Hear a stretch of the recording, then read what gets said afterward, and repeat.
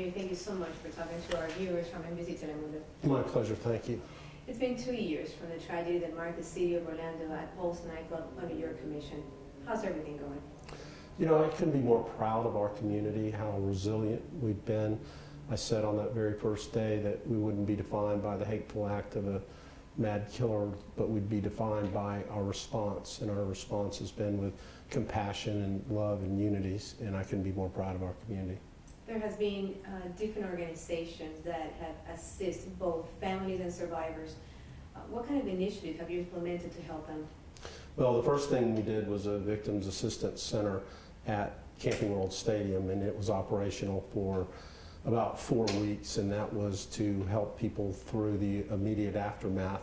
We created the One Orlando Fund, which distributed over $30 million to victims and to families, and now we have the Orlando United Assistance Center that is open to provide services on an ongoing basis. And we know as this anniversary approaches, a lot of pent-up feelings and emotions play out, so we want to make sure that anybody that's affected by this knows that there's assistance at our Assistance Center. Since before the massacre, you have shown commitment for the LGBTQ community. How have you strengthened them after the massacre in today's day? Well, I think Orlando was that welcoming, diverse community that really embraces diversity and inclusion before Pulse occurred.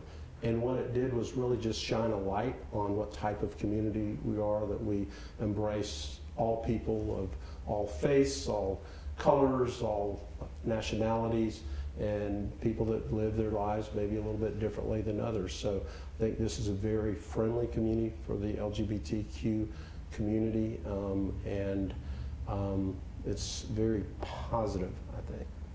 Ironically, Orlando, like Las Vegas, have requested funds for to face terrorism. Can you tell us how are you guys planning to use the funds? We don't know yet. It's a regional approach, so the money will be used not just by the City of Orlando OPD, but on a regional basis. And we had fallen off of that list for a number of years, so we had lobbied Congress to get back onto the list, and both Orlando and Vegas were awarded funds this year. Mayor, this tragedy has brought very difficult and painful situations. How Body Dyer feels about it after 2 years? You know, in the first several weeks and even months after Pulse, I didn't feel like I had felt the emotion of sadness that I expected. And I actually talked to a friend of mine who's a counselor about that. She had called me just to see how I was doing, and I told her that I think I'm doing okay, but I don't feel sad. And she said, well, you can't. You're leading the community. You have to be strong.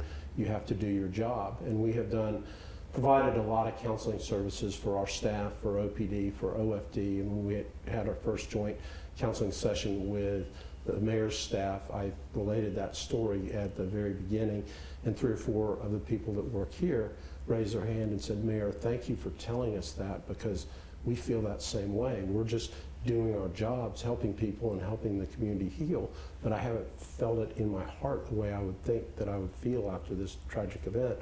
So saying all that, when we got to the first anniversary, I think that's when it really swept over me, the enormity of it, and even more so just how loving and how our community had responded, and how I feel so strongly that I'm so proud of our community.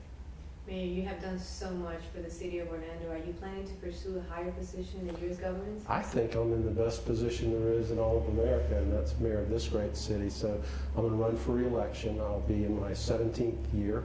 November of 2019 is the next opportunity. So I've already declared that I am going to run for another term. Thank you so much. My pleasure. Thank you.